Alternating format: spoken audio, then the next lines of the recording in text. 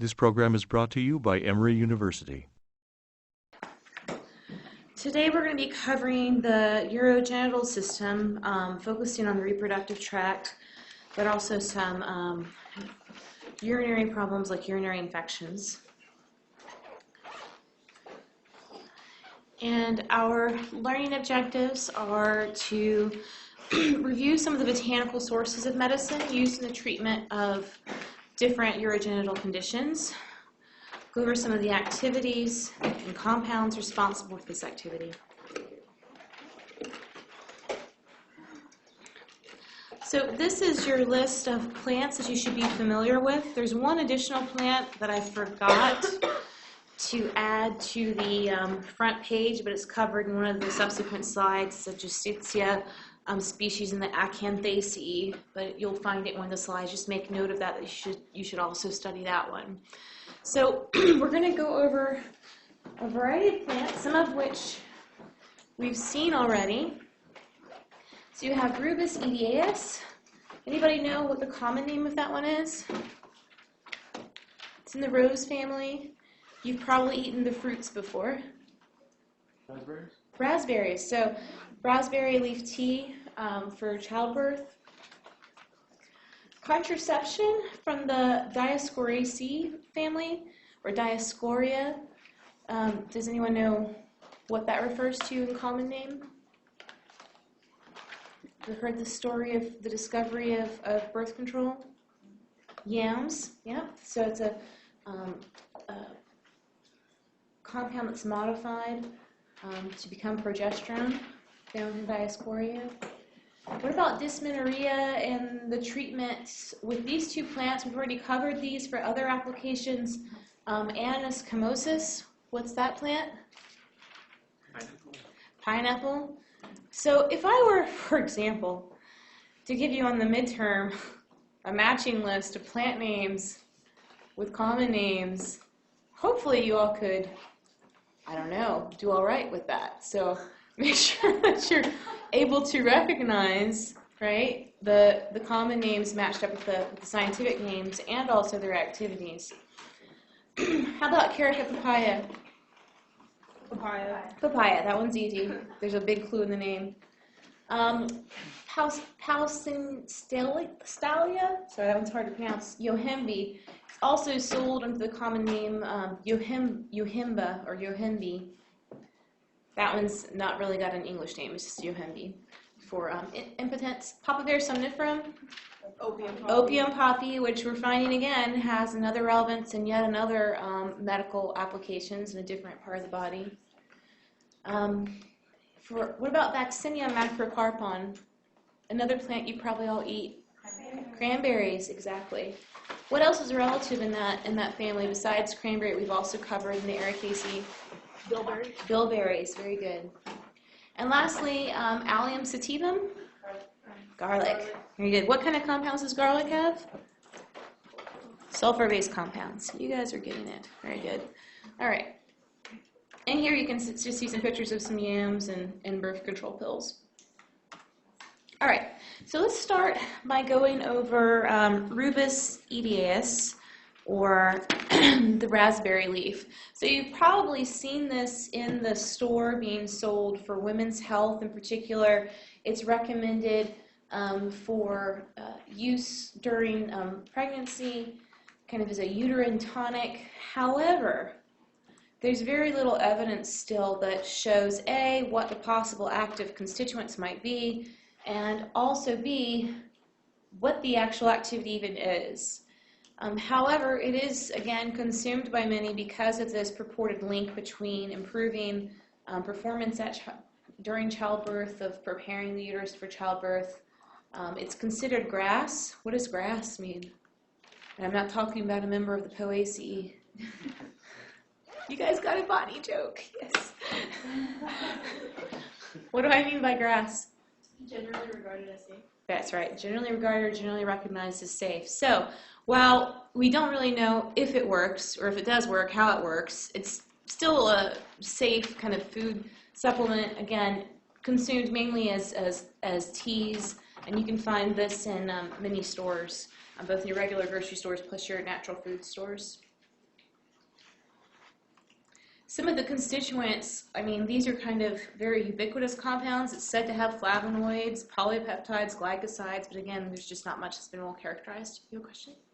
Just like, when you say grass, is that by the FDA or is that like generally public? So GRAS is an official regulatory term that is assigned only to select few plants. So to be generally recognized as safe, they have to hit certain parameters or certain milestones showing long history of use, no instances or no broadly published instances of interactions and so on.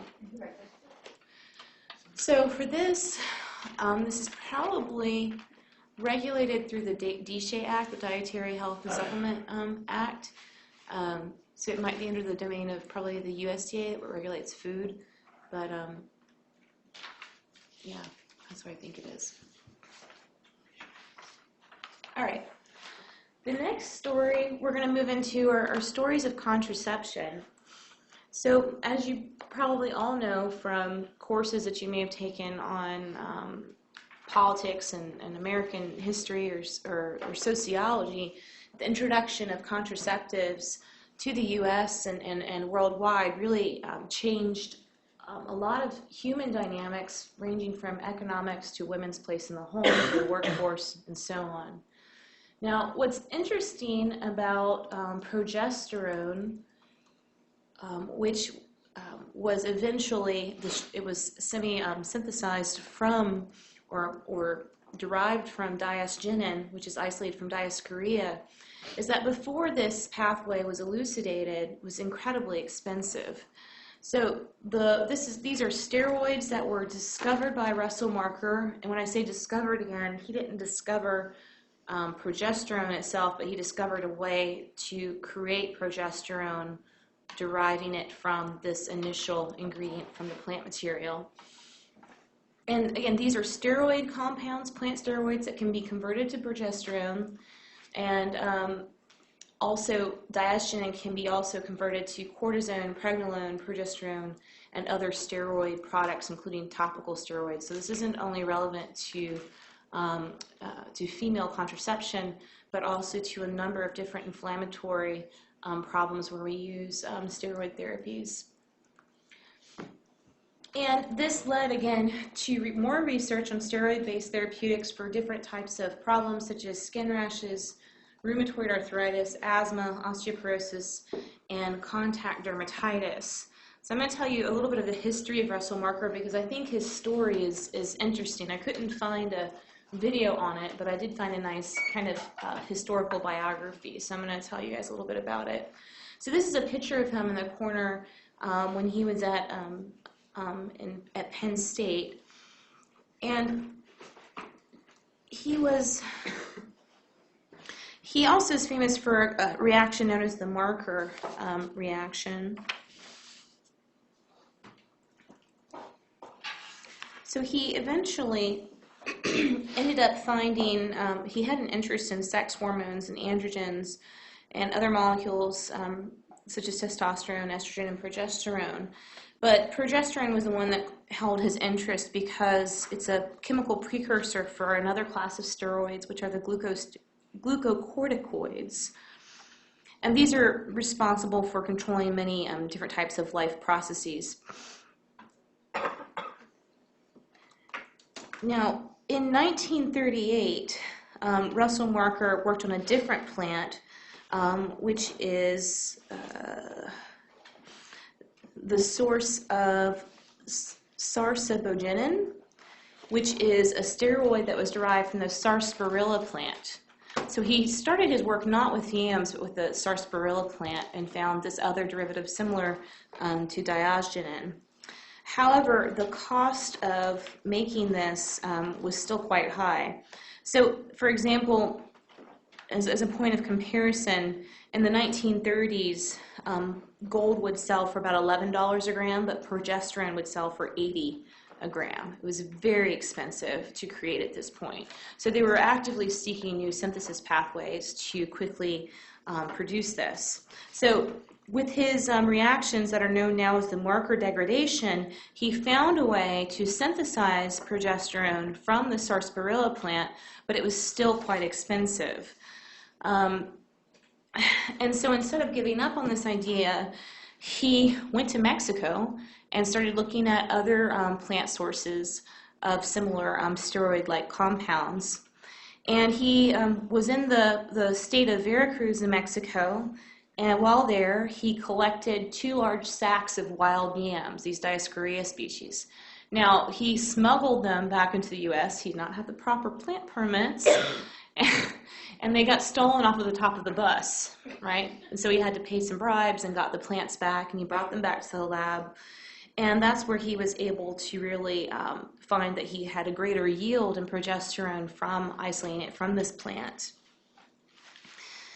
So he tried to get some pharmaceutical companies interested, couldn't get any interest, and then he decided to just basically cash out, invest all of his money into starting this up.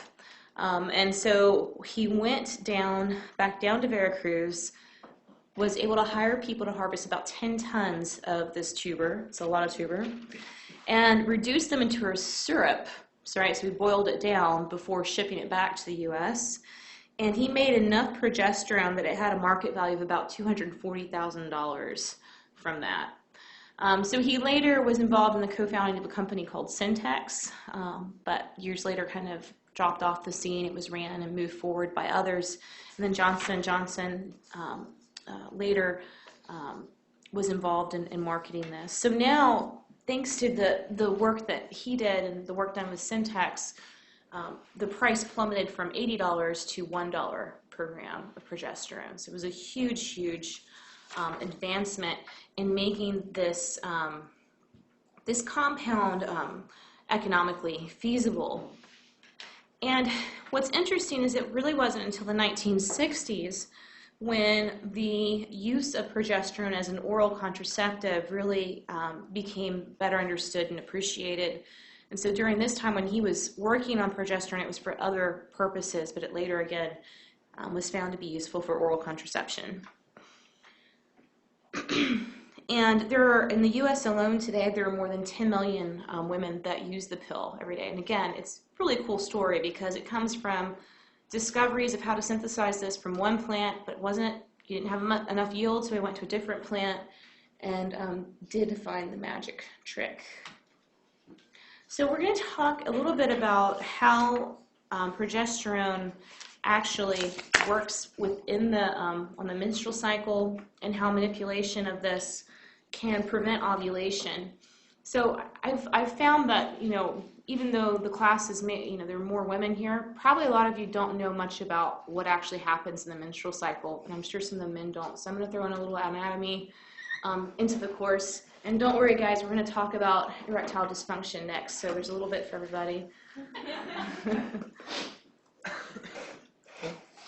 So this is just some background, then we'll talk about how diazoxin and these other plant steroids that were modified into progesterone actually work on the menstrual cycle. To understand the various ways that medical science can assist reproduction, it is important to understand how the reproductive system functions in both sexes, because the core... I was trying to turn the volume down.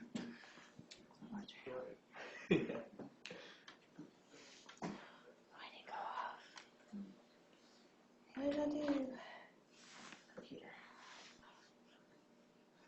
Okay. Sorry. Their activities are closely coordinated. Each month, one or other ovary releases a single egg, an event known as ovulation. It is brought about by a series of complex interactions between the pituitary gland, the ovaries, and the uterus.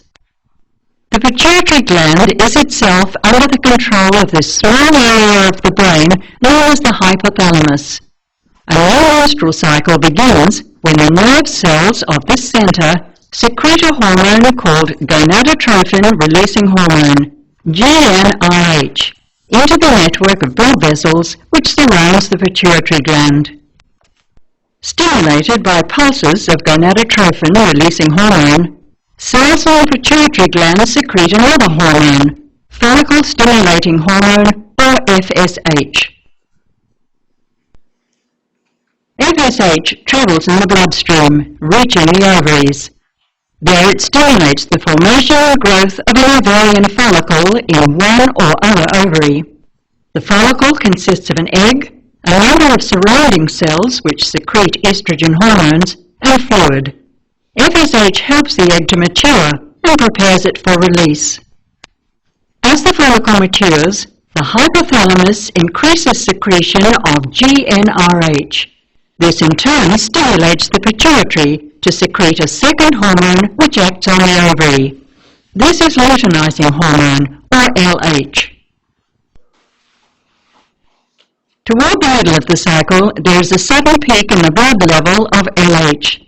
This acts as the trigger for ovulation.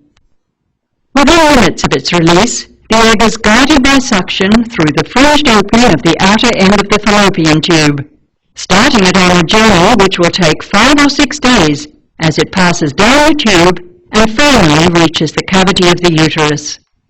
Meanwhile, after the follicle ruptures, it is converted into this yellowish body known as the corpus luteum. Cells of the corpus luteum secrete the hormone progesterone, which brings about important changes in the lining of the uterus, preparing it for possible pregnancy. In fact, the lining of the uterus, known as the endometrium, undergoes changes in response to hormone levels during the cycle. In the first half of the cycle, known as the follicular phase, the developing follicle secretes increasing amounts of estrogen hormone, which encourages regeneration of the endometrium. After ovulation, there are important changes in the endometrium, and in making it suitable to receive a fertilized egg. These changes are brought about by a secretion of progesterone from the corpus luteum. The secretion of progesterone is maintained for several days, but if the egg is not fertilized in that time, the corpus luteum withers, and falling levels of progesterone and estrogen trigger the shedding of the uterine lining as the menstrual flow. The cycle then starts again. But if the egg is fertilized, no menstruation occurs, as the corpus luteum continues to function, secreting progesterone during the first 3 months of the pregnancy. Thereafter, numerous changes occur to support the developing embryo. Okay.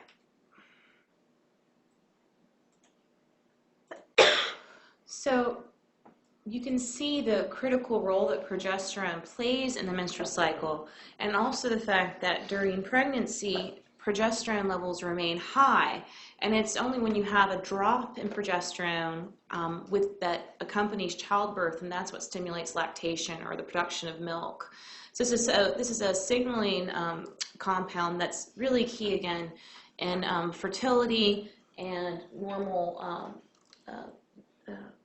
menstrual cycle function. So by taking diogenin, you can see here from the structure how similar it is to progesterone. The marker degradation pathway is used to help change parts of the structure, again, to create progesterone in bulk form through a semisynthetic pathway. Now, in addition to female contraception, there's been a lot of attention paid lately to male contraception. And again, we're talking about chemical contraception. So you're probably aware there's no male contraceptive on the market today, no chemical contraceptive. However, there is some interesting work that's ongoing right now in Indonesia, near, I think the factory is near Surabaya, where they're looking at a plant that is known locally as Ginda Russa.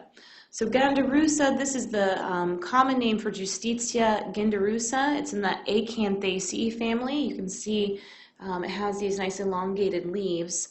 What's interesting is that oral ingestion of the leaves appears to interfere with male fertility by impeding the ability of the sperm head, the enzymes on the sperm head, to actually penetrate the oocyte, or the woman's egg. So while it doesn't disable their ability to swim, they're able to move around. They just can't get into the egg if they do reach the egg. One thing I forgot to mention too about manipulation of progesterone before I move forward is through this manipulation, some of the other side effects of manipulating both progesterone and estrogen can be an increase in secretions that creates more mucus at the cervix. And so increase in cervical mucus basically makes it harder for sperm to swim through to reach the egg coming through. Okay, so we have another video. In this case, this is a little bit about the research that's being done on Ginda Russa. Now, in terms of clinical trials and such, they're still ongoing. It's still very early in the literature and understanding how this actually works, but I thought that this video by PBS gives a nice overview of what's happening right now. I think importantly, the thing to consider too is that what are the acceptable pathways for bringing a plant compound forward? Should we be working on isolating single compounds that can be commercialized and made available through pharmaceutical routes? Or does a safe use of plants themselves make more sense in some cases, especially in developing nations where control of fertility is a major issue for households? So, and they can obtain these pills and the plant itself at a much cheaper rate. It doesn't look like much. 6 feet tall, a leafy shrub growing amid the lush foliage of an Indonesian forest. But a chemical locked in these leaves could become a useful tool for limiting population growth here in Indonesia and potentially around the globe. To get to the plants, it's a 1-hour hike or a white-knuckled motorcycle ride up a steep mountain path and across 2 rickety wooden bridges. The plant is called Ginda Russa, and its medicinal qualities have been known to people here for centuries. Traditionally, its leaves had been brewed into an herbal remedy for stress, something to soothe the nerves. But people had talked about an unexpected side effect, reduced male fertility.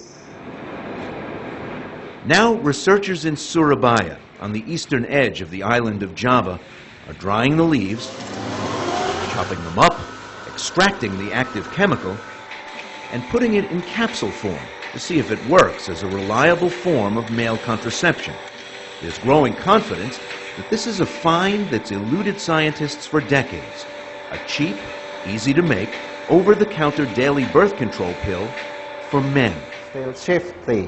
Bambang Prayogo directs the project at Erlangga University. Since 1987, when we began doing research using mice, all of the testing has shown it is safe, it is effective, and it has few side effects.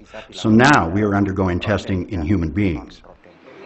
Doctors are especially excited because Ginda Russa doesn't alter male hormones, but rather changes the chemistry on the tip of each individual spermatozoa, making them unable to pierce the outer wall of a female egg or oocyte.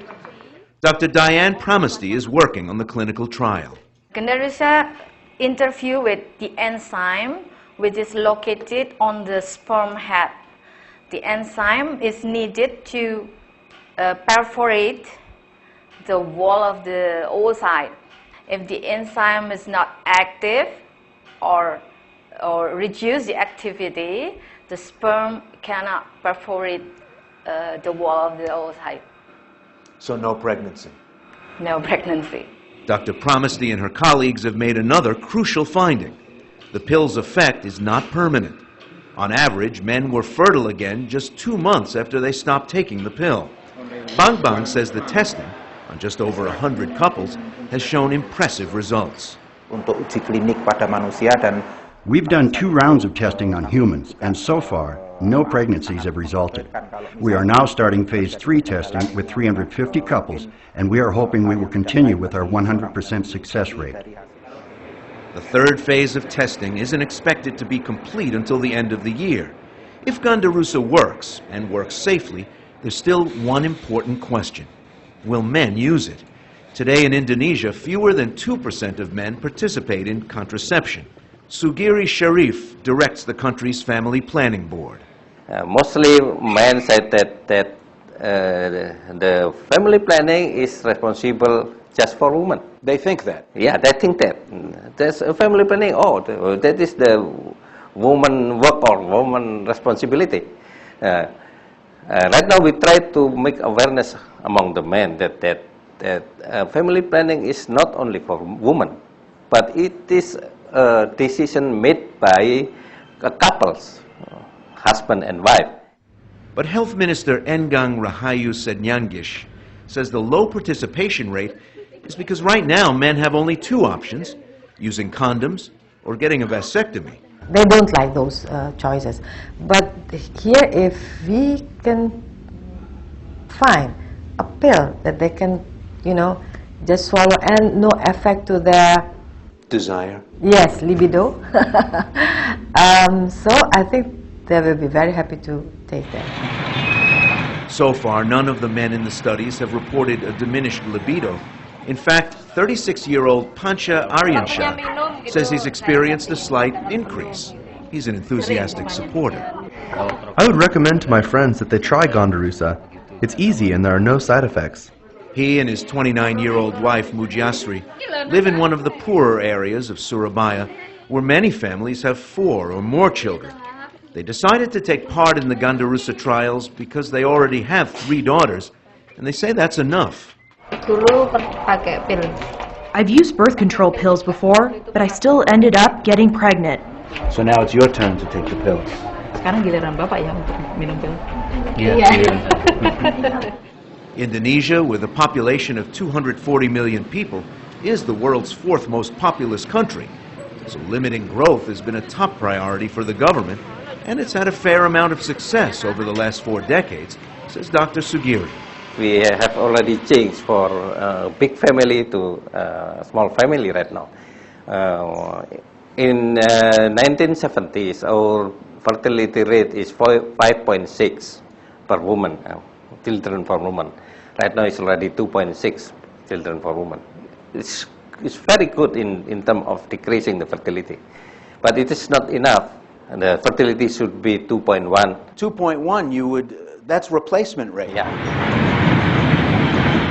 Even after that success, the population isn't expected to level off until it reaches some 350 million. And there's one other big question about how much of a role Ginda Russa will play in lowering the fertility rate. Whether or not it gets the approval of Islamic religious leaders.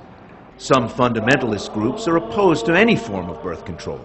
But Dr. Sugiri says most mainstream imams approve of family planning methods if they're not permanent and do not harm the body. He's optimistic Ginda Russa will be available in Indonesian stores as early as next year.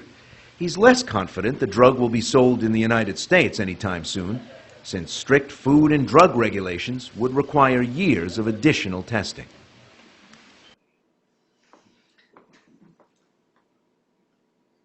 All right, Ginda Russa.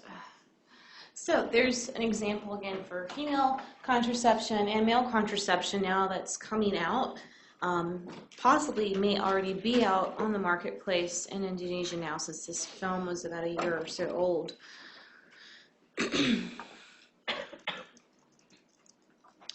Okay, moving on to some other reproductive issues are dysmenorrhea, which is very painful menstruation. So this is beyond just normal menstrual cramps.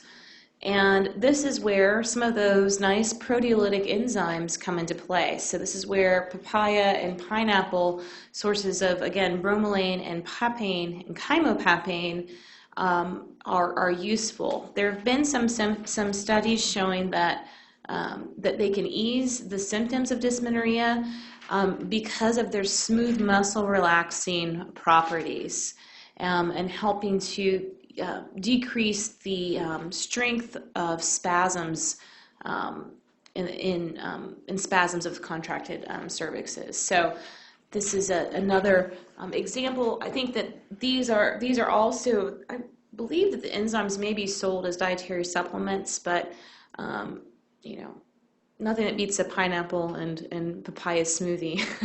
So you can keep an eye on that combination. Okay, now moving on. Yeah. Sorry, one quick question. I know a bunch of women take eat like dried papaya or take papaya enzymes for morning sickness. Is that similar at all, or is that something? I would not recommend taking papaya enzymes for morning sickness. It's actually used as an abortifacient.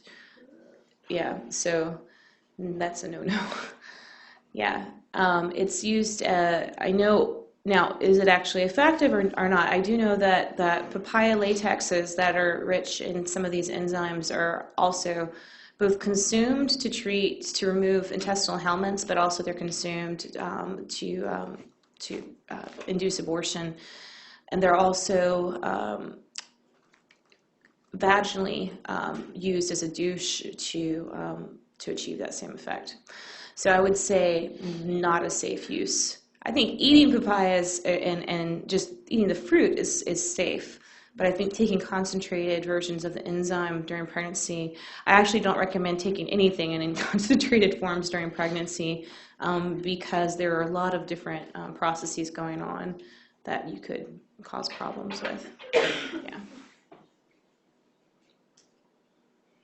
Okay. So the next topic I want to discuss is impotence and erectile dysfunction. So if you look up on Google anything that has to do with fertility and plants, you're going to see lots of advertisements for all kinds of different agents called natural Viagra, right? And we'll go through which plant compounds actually do work in treating ED and which do not. But first, I think it's important to have an understanding of what ED is. So you have the symptoms include erections that are too soft for intercourse or an inability to obtain an erection. And some of the causes of this, basically it comes down to the mechanics of blood flow in the corpora cavernosa. So this is a spongy-like tissue that through complex interactions between the brain and local nerves can control increased or decreased blood flow to the site, filling up the corpora cavernosa.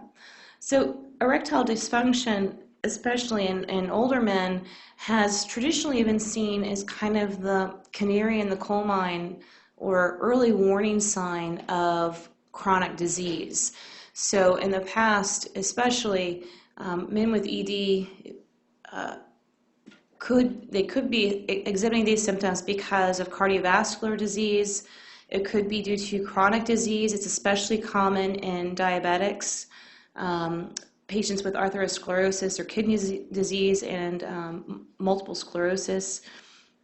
It can occur as a kind of downstream reaction to chronic long-term states of oxidative stress that are instigated again by some of those key environmental factors we've already talked about in class, like smoking, drinking, drug abuse. These kind of things can also lead to damage of the blood vessels and impede blood flow to the site. Other mechanical factors that can impact it include surgery around the area that could impact nerves. Surgeries that are at particular risk for this include surgeries for removal of prostate cancers, bladder cancers, and also surgical reductions of BPH or benign prostatic hyperplasia, which we discussed in the endocrine lecture. And then there are certain medications, especially blood pressure drugs, antidepressants, and tranquilizers that can interfere with blood flow. So what do we know about some of the herbal remedies for this? As you can imagine, this is a very common problem for many men. I think it was 75%. I can't remember the exact quote, so I won't say it. But it's a very high number as you age. So throughout many cultures, there are a lot of different potential herbal remedies. This is one that's well known, yohimbe. This is actually the bark of this plant is covered in lichens, and the extract of the bark is rich in indole alkaloids. It does have psychoactive properties. The major alkaloids include yohimbine, pseudoyohimbine, and corianthine. Now, these work as alpha adrenergic blockers, which play a role in that signaling pathway, again, that can lead to enhance blood flow to the corpus cavernosa. So it is used as a sexual stimulant, but it should be used, again, under the care of a physician.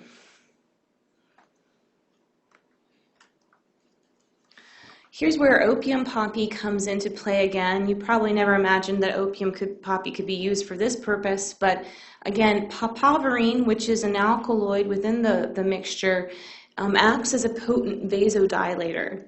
And this is a nice illustration of how it's actually administered. So this is, as you can imagine, more of a last resort kind of therapy, because in order to obtain an erection, you actually have to inject the papaverine into the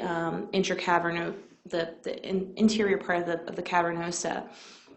This is used, again, mainly for treatment of impotence that's related to neurological or psychological origins, to enhance the dilation of the blood vessels to the site.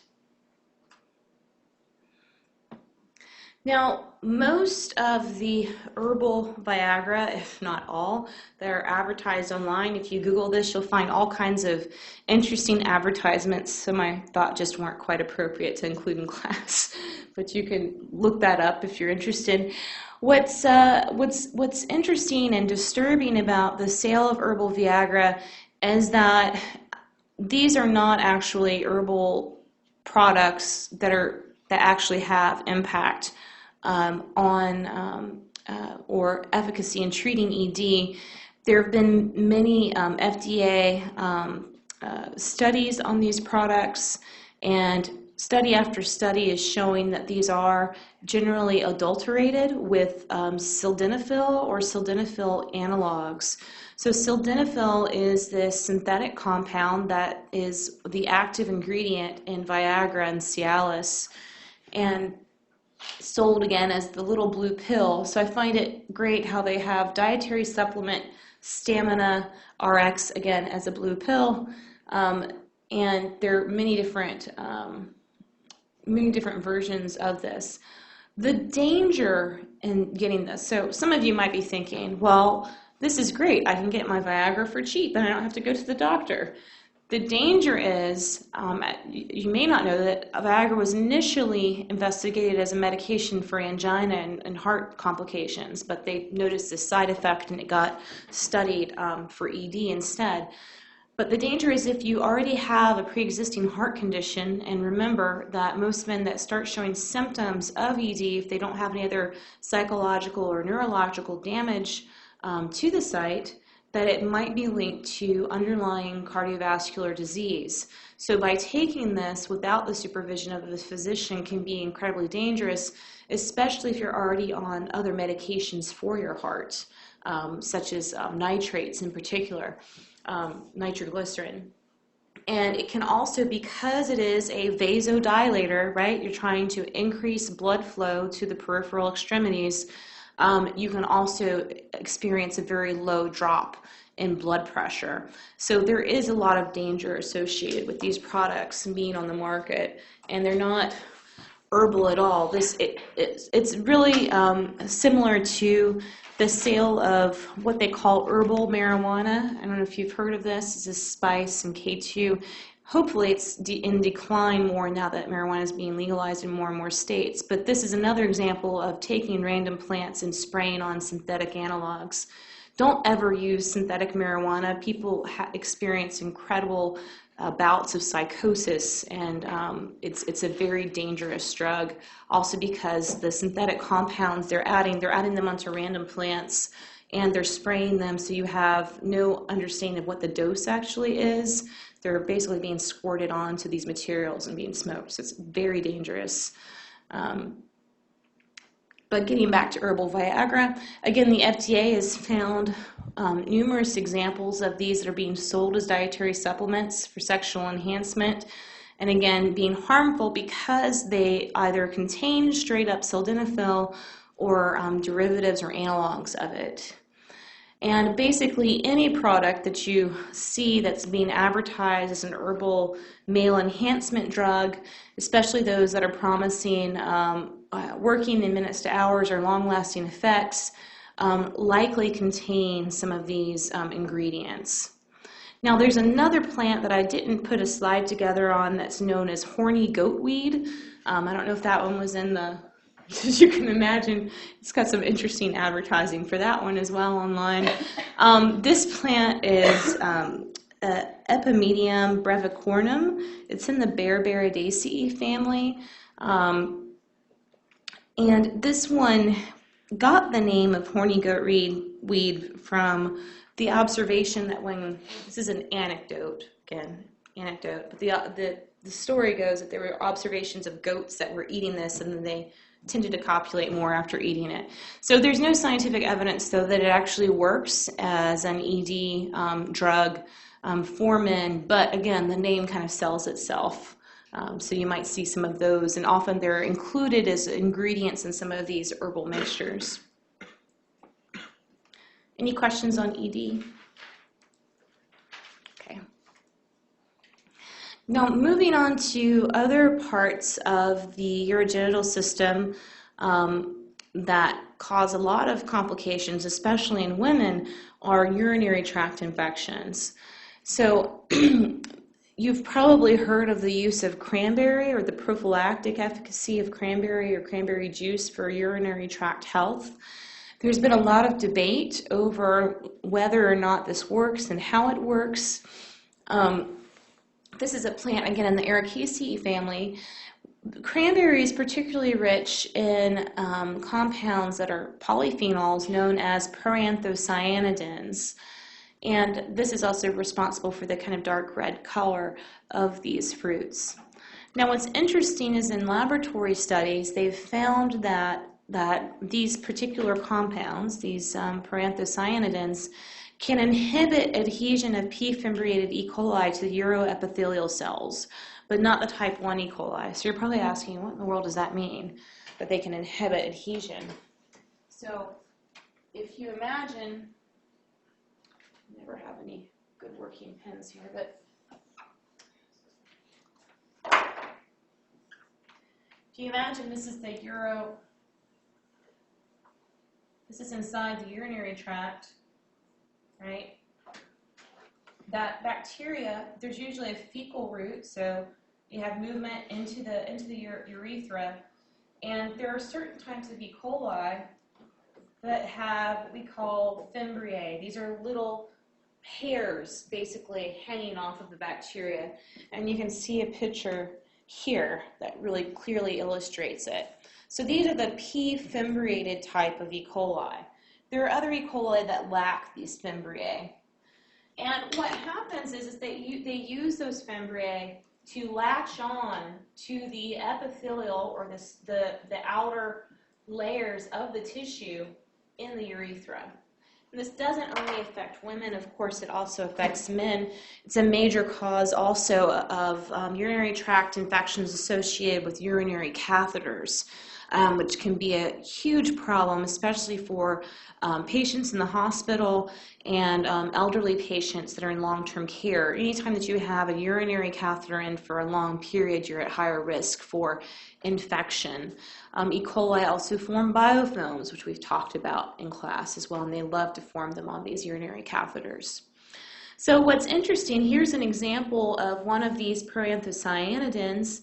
What's interesting is that, and you see as a phenolic, it has lots of these great reactive hydroxyl groups hanging off of it, is that this can interfere with the bacteria, not by killing it, not by slowing its growth, but by impeding its ability for these fimbriae to attach to the lining inside the urethra or the urinary tract.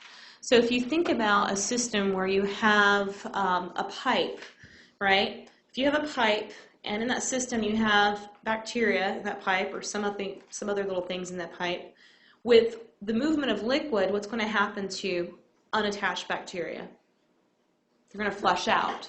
But when they're able to grip on to the walls, the cell, that tissue inside the urethra, you can flush it through, again, this is just normal urination, and you're not going to be able to dislodge them.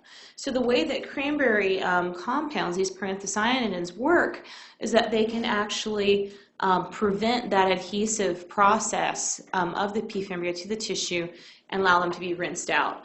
I like this example because similar to what we've seen with inhibitors of biofilm formation, you don't have to necessarily kill a bacteria to get rid of an infection or to prevent kind of a more serious infection from developing. There have been a number of clinical trials. The results have been mixed. Some of the problems in clinical trials concerning dietary supplements or food interventions come down to problems in the study design, where it's really key when you are working on clinical studies of this type to have a very rigorously standardized preparation or formulation of your drug, of your herbal mixture, to make sure that all patients are receiving the same thing, they're getting the same dose each time. However, there have been studies on just the juice cocktail, which we've all probably tasted before. This is a juice cocktail, cranberry juice, which really contains about 27% of cranberry, and they've shown that consuming 240 to 300 mils of this is an effective prophylactic. What do I mean by prophylactic? That is something that is taken to prevent infections from occurring, and they did this study with women that have frequent reoccurring urinary tract infections. Now, some other broad spectrum antimicrobial agents that are relevant to reproductive health include remedies for the treatment of vaginitis. So we spoke about Candida albicans briefly in another class. I want to give you some more information on how garlic compounds can actually have impact on stopping candidal infection and spread. So you know that in traditional medicine, garlic has many different applications. In the heart, what does it do for cardiovascular health? It lowers cholesterol. It's considered kind of a blood thinner. And it's also been useful in the treatment of helminthic infection and also for warts. Now, again, the active compounds are those sulfur-based compounds, the sugar forms of those sulfur-based compounds, and then a mixture of some other more ubiquitous flavonoids like quercetin and camphorol-based structures. This is a great little rhyme. We've all heard about eating an apple a day, where there's a Welsh rhyme that says, "Eat leeks in March and wild garlic in May, and all the year after the physicians will play." Right? It is a good plant, I think, for general health. Now, how does it work?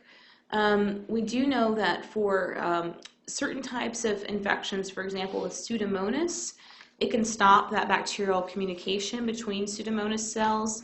It also has antimycotic properties or antifungal properties, and again, it's lipid-lowering properties.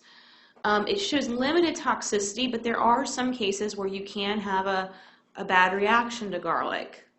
Can anybody tell me what they are? Number one?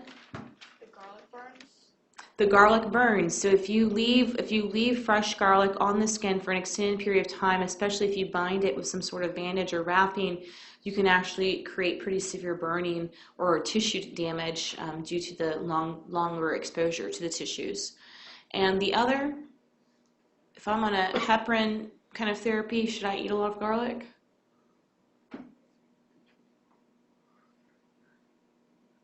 If I'm on Coumadin?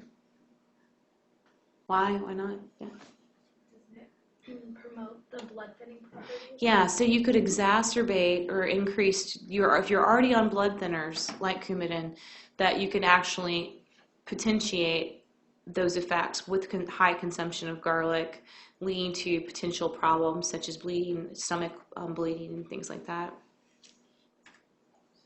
So how does this work in garlic? I think I told you guys I had a pharmacist that came and asked me about one of their patients that was inserting garlic vaginally to treat Candida infections, which is an interesting approach, but this is a common, actually a pretty common, maybe not very well discussed herbalist approach to treating recurrent yeast infections of the vagina. But it doesn't work, and I think probably it does, although again, this is something that we don't have clinical studies on, at least not on putting the actual garlic there, and I don't think that we're going to see clinical studies on the garlic compounds just because of the nature of the molecules. They're really strong smell. It's not something I think that will have high potential for development. But from a biological perspective, it's really fascinating because, again, we're seeing something that doesn't actually kill the Candida, but instead it stops part of its pathogenesis pathway. So there's a gene in Candida known as SIR2, and expression of this gene is responsible for hyphae formation. So here you have the budding yeast, and as this buds, you have the production of pseudohyphae and hyphae. And what happens is it basically stops this transition from budding yeast to the pseudohypha and the hyphae. And this is relevant again for skin and mucosal infections, not just of the genital tract, but also there can be oral candidal infections of other sites such as the feet. You can also have influence in heart infections, septicemia, and pneumonia. What else is interesting is that when you combine one of those key molecules extracted from garlics, this is allicin, nice, simple little sulfur-based compound. When you combine it with a well-known, highly used antifungal agent known as Amphotericin B, which is a microbial metabolite product, you actually see a synergistic reaction.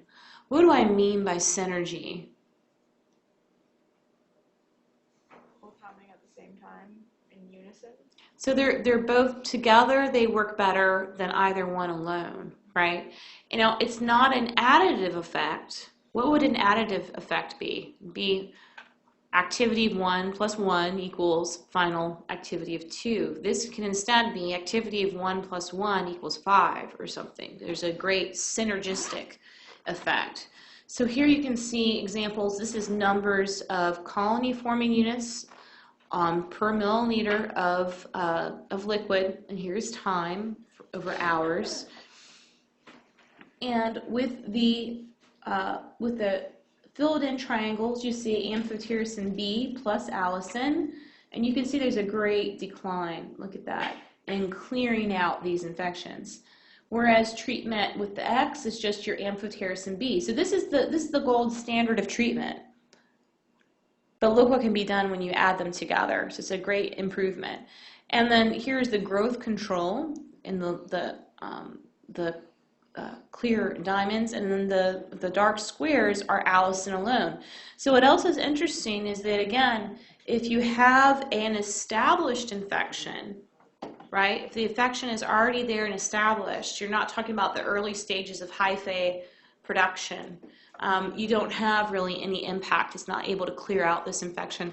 But when you combine the two treatments, you get a nice improvement in activity. And again, just as a point of reference, amphotericin B came from another soil sample. We talked about vancomycin, I think, already, that came out of a soil sample in the jungles of Borneo. This particular agent came out of a soil sample from Venezuela in the 1950s. So we get a lot of our medicines from strange places of the world, out of the dirt. Really, really fascinating.